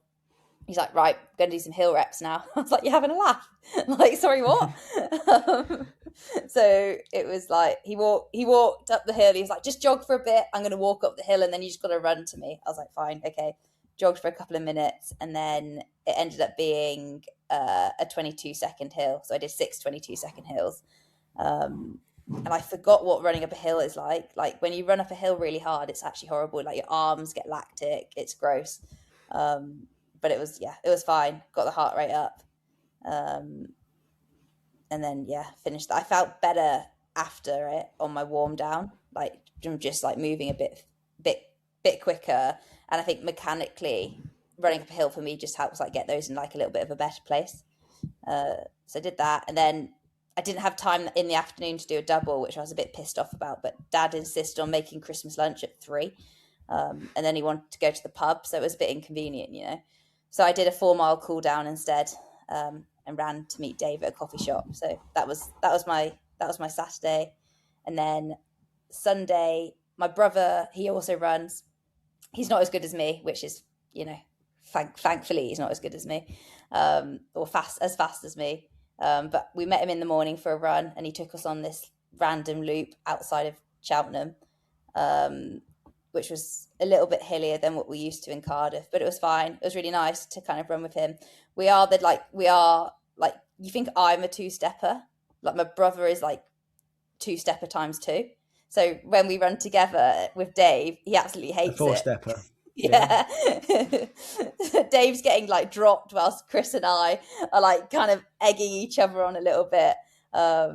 And I could tell that Dave was getting more and more pissed off about this, and he had no idea where he was going. So he kind of had to kind of sort of stick with us. But he went very quiet in the last mile. And then my brother and I looked behind us, like, where's Dave? And he's just walking in the distance. So we had to stop. So has Dave had a pretty tough comeback from the marathon, is he? He's had a pretty tough comeback from the marathon. And I think this morning completely finished him off. He was not a happy chappy.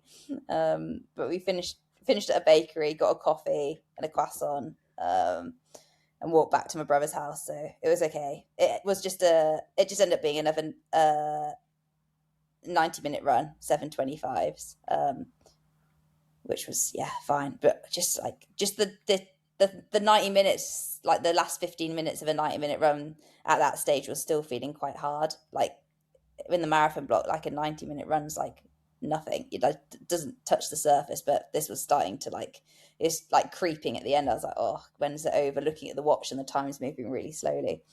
But I got it done, and that was an 84-mile week, so 10 miles more than the week beforehand. And then on the Monday, we went from my dad's house in Cheltenham to my mum's house in Loughborough, which is like a 40-minute drive away. So I did both my runs before I left, because Mum also lives in the middle of the Cotswolds and there's no street lights at all. And she lives on top of a hill, which makes running like really unpleasant experience most of the time. So yeah, on the Monday, 2 runs in the gym before we left. And then on the Tuesday morning, there aren't many options for a session around where my mum lives, except for this. I want to say it's just under 800 meters.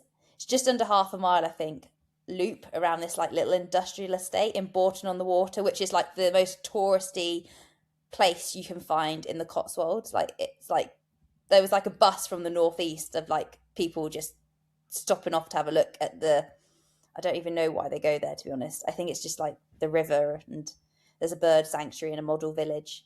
But I was just there to get the local legend on the kebab van loop, and that was why I was there on that morning. It was another nasty session from Dave. It was 3 sets of 12 by 45 seconds on, 15 seconds off. So my 30 seconds recovery has been cut to 15 on this day.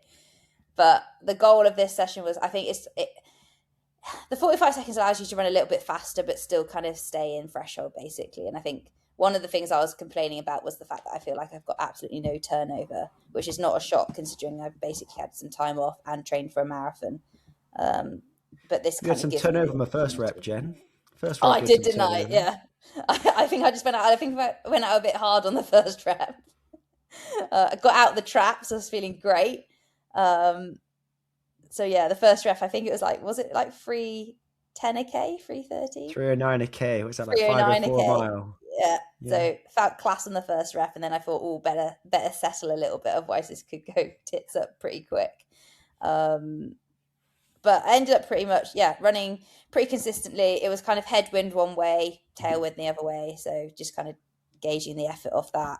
But I averaged 5:47 a mile for 40 minutes. So just under 7 miles, basically the on and the offs of the 45 on, 15 off. And my average heart rate was 180, which is 1 beat higher than marathon heart rate and 5 beats below my LT2. So I think it executed the session pretty well. And this was the first time since the marathon that actually felt like decent. Like I was like, I actually feel like I'm moving well. I feel like everything kind of, the effort's kind of aligning with the heart rate. It's all okay. I feel like sometimes maybe this sort of session is a false sense of security as well, because you're only running for 45 seconds and it's quite easy to fake it. I think it's the same if you go out and run like 12 400s off a minute or something like that. Like you can always get through a 400 meter rep, like regardless of how you're feeling. But it was a confidence booster nonetheless. I felt quite good. Two things on this session. Go on. One, I never see Dave doing these, so he obviously saves them just for you. He doesn't do these 15-second rest sessions. Nah. Secondly, treat for me. You're manually lapping it, aren't you? Yeah. You need to set that up on your watch. That would drive me absolutely insane. Dave says the exact same thing to me. First of all, I don't know how to do it. I'm a bit of a novice when it comes to technology, like that sort of stuff. I've never done it in my life. I've always manually lapped. And secondly, it gives me something to do during the session. Like, I'm like, all right, okay, lap, and then I lap, and then I lap, and then I'm like, right, I only need to count to 6 twice, and I've done a set. But yeah, your 15-second reps, like you're just staring at your watch for 15 seconds. Like, well, the thing is, because like when I lap my watch, it then comes up with the time, like so it would be like 45 seconds, and it takes like 5 seconds for the screen to get back to the timer. Then I got to lap it again.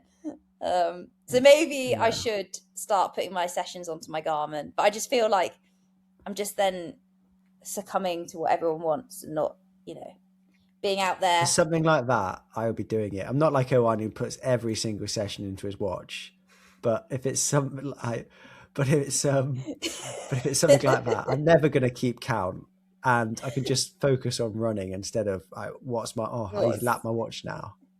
I think I've got this session coming up in a couple of weeks, so I'll put it on my watch and I'll feed back to you which version I prefer. All right. Okay. We'll see the difference. Look forward to that. So that was the session. I got local legend on the kebab van loop, which was the aim.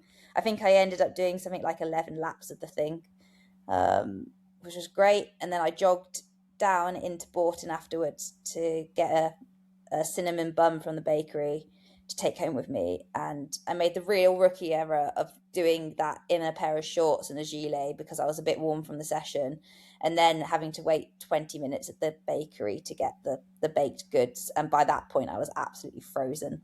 So I pegged it back up the hill and got in the car, and then went out in the afternoon for a double with Dave, and felt all right on the double as well, which is like I always, for me, that's always a sign that things are starting to fall into places when I feel okay in the afternoon. And on that day I did, so that was good. And then Wednesday morning, I went out for a 10-mile run, and because Mum lives on I say she lives on top of a hill, but she doesn't, because the first mile was 127 feet. Yeah. It was That's some climbing, disgusting. that. Absolutely disgusting. Not something I'm used to at all, but got out, got it done. And yeah, that was just an easy day. Did 10 in the morning, 6 in the afternoon. There's a new Dave, Dan, you'll love this. Dave has put a new rule in place that if I'm doubling in the afternoon, it's got to be 45 minutes now. Quite right too. Quite right too. No 30-minute runs allowed. So yeah, all my afternoon runs are now like 6 miles, which is hard to get accustomed to, but it's okay. So that was New Year's Eve. Did just a easy double day. I managed to stay up to midnight on New Year's Eve, which is the first time in I don't know however many years. Everyone was very impressed. Didn't think I was going to, and by everyone, that's my mum and my godfather and my brother. But survived. And then New Year's Day, we finally made it back to Cardiff, which was a nice welcome home after being away for nearly 2 weeks, and then the whole of like the beginning of the month as well. So I think we spent 7 days in Cardiff in December, so it was nice to get back. That Thursday was an easy day, and then Friday I did 12 by 1k off a minute on the cycle path. Took my lactates on this. They weren't great. I was running, I think I averaged 3:28. My lactate was 4.3, and then 3.8.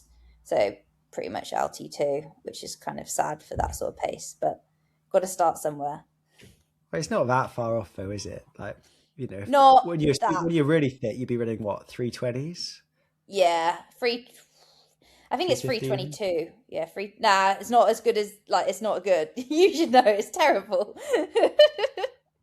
3:22. Well, my half marathon pace is 3:23s. I think my LT2 is 3:22.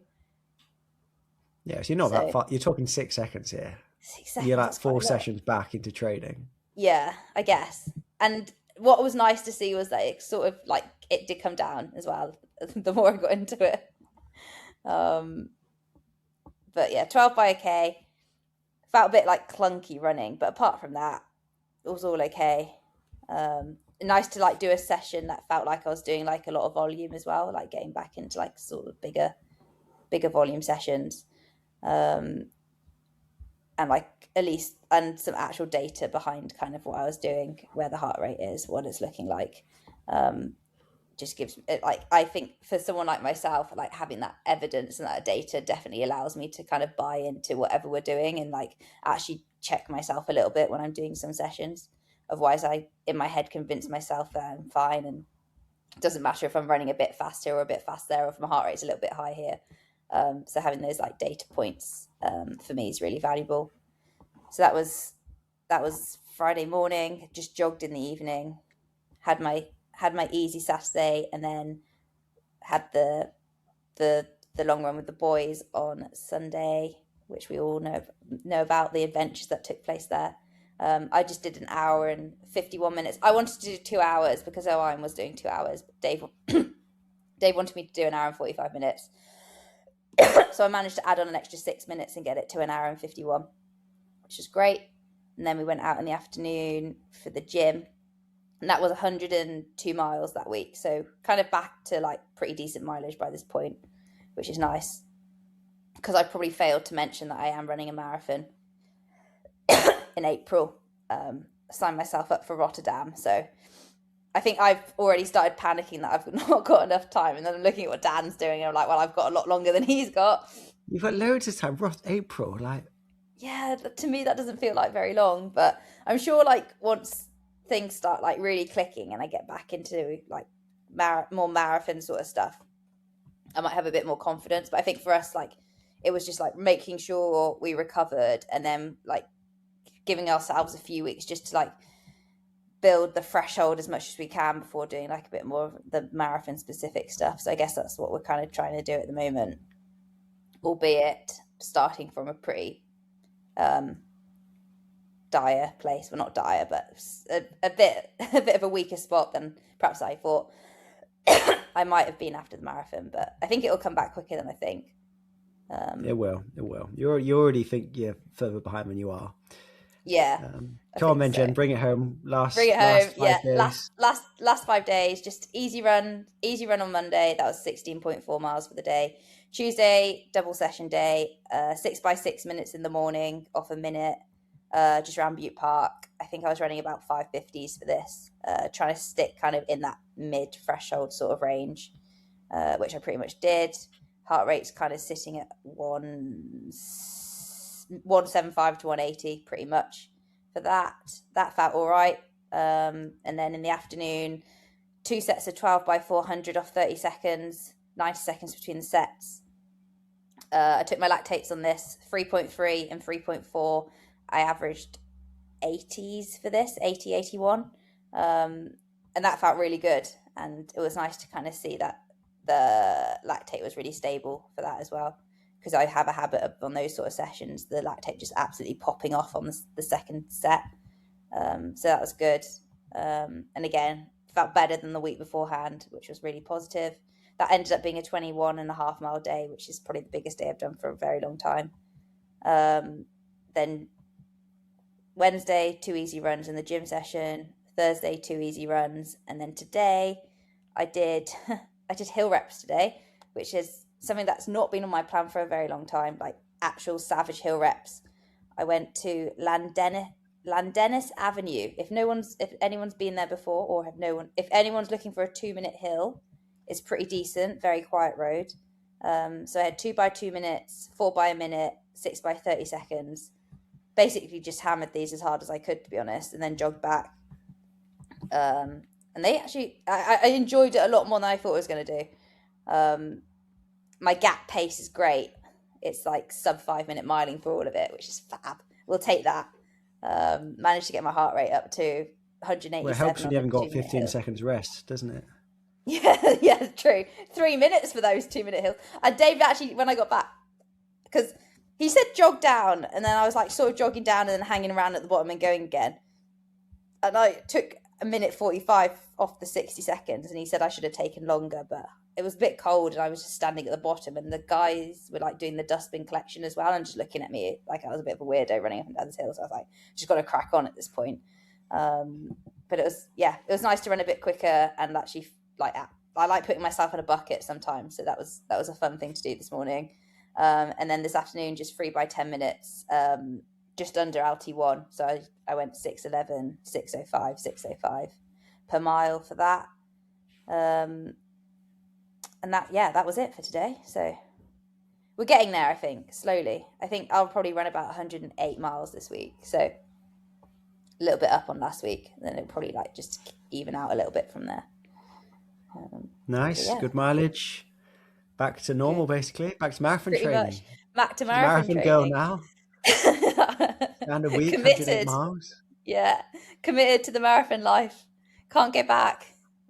So what is happening between now and Rotterdam? Any other races? Pretty much. I was debating doing a 10K at like the end of February, and I still could do it if I want to, but I think I just want to wait and see like how the next few weeks go, how I feel, if I feel like I need it or if I don't.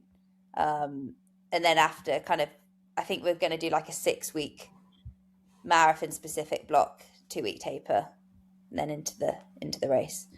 And we'll probably follow like very similar pattern to what we did last time.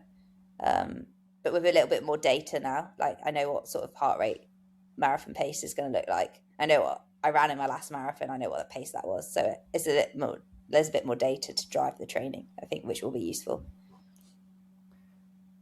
Nice. No weddings this time. No weddings this time. Just a trip to London at the end of the month to go and see some band I don't know what we're seeing yet, and I'm not going to like it, so I'm not allowed to know what it is. So that'll be our only disruption. It's not The Cure, is it? That's what I heard. The Cure. No, I've got to go through that in the summer. If anyone wants a Cure ticket, Jen, hit up Jen. Yeah, it's free. Anyone can have it. Well, whilst we're pitching stuff, I've got a pair of Puma Fast R3s, which I bought the wrong size of. So if anyone wants a pair of, let me just look about. This is the stuff that's going to be on Patreon. Yeah. He's getting them out. It's, I'd love it's to see it. the Puma Say Sky ones as well. Because Oh, the I collab think ones. I bought these collab. at like 3 in the morning when I was awake with Nye, and I was like, I really want a pair of these new shoes because at the time I thought I was going to wear them for Valencia, but I accidentally ordered a UK size 6 instead of a men's size 8.5. So if anyone is a UK 6, it says they're women's as well. I'm a UK 6. You're a UK. Do you want them? I'll take them. They're brand new. Obviously, not not had a step in them. Well, I can't really take them. I've got a pair that I've worn for 15K, and they've just been collecting dust since. That doesn't scream I should get another pair, does it? Yeah, the fun account doesn't cover that. Yeah, I don't think the fun account would. Trade it for a ticket to see The Cure. Yeah, no, I'm all right, I could do you an exchange if you want. No. You can spend the day with Dave as well. That's like got to be worth something, surely. Well, that'd be fun, yeah. But you can't have a chat at a music event, can you? Especially bad music too. So send me a message if anyone's a UK size 6 and wants a pair of Say Sky Puma Fast R3s. They look very nice. They just don't fit me, even if I cut the ends off. Well, if we're doing what shoes we got that we need to get rid of, I've got a pair of Super Blast in a UK 5.5 that don't fit me. So if anyone wants some of those, well, we'll start a Vinted account. We'll put that onto the Patreon as well, and they can get first dibs. I've got some great Joma shoes behind me as well, but are really really good. But I'll flog UK 8.5 Joma shoes. So I've got 3 pairs, every variety. Do they come as like a bundle with the other shoes? I've got the R1000 and R5000, I think they're called, and R3000. So do you want to look them up and see if they take your fancy? Owain, you got anything to pitch? Anything you like to sell? Some homemade drink mix or anything? Yeah, I mean, I don't know. I think I'd get in a lot of trouble if I start flogging that. It's one thing selling shoes that don't quite fit. It's another thing your drink mix. Especially if I start chucking caffeine in it. My experiences. Yeah, I wouldn't trust his mixing abilities with caffeine. You end up giving you caffeine poisoning, like you did going up Snowdon. Yeah, not a good experience. Yeah. Should we leave it there for this week? It's going to be 8 hours of content if we keep doing this. 8 hours of content. That's a bargain. 8 hours of content. 8 hours of this. Yeah, if you're interested in Patreon, go look it up. Links obviously in my show notes and social media. But yeah, I think nice to be back talking training, and it'll feel probably a bit less intense next time when we've not got 6 weeks of catch up to go through. Catch up on, yeah. This is when we get into the real stuff. This is when we'll all be feeling terrible next week. Yeah. Hopefully not. Fingers crossed. You'll have had you'll have had your cross country race. Yeah, we'll talk about it next week. Catch you guys all soon. Yeah, catch you soon. Yep.